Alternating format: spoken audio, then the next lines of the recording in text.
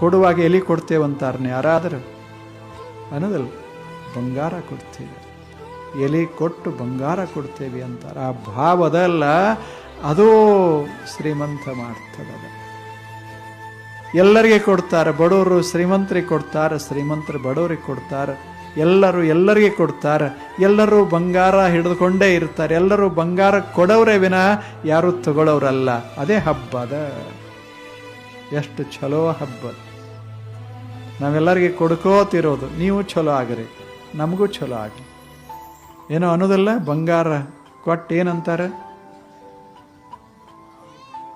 ನಾವು ನೀವು ಯಾರ್ಯಾಕಿರೋಲ್ರಕ್ಕ, ನೀವು ಯಾರ್ಯಾಕಿರೋಲ್ರಕ್ಕ, ನಾವು ನೀವು ಚಲೋ ಇರೋದು ಅಷ್ಟೇ.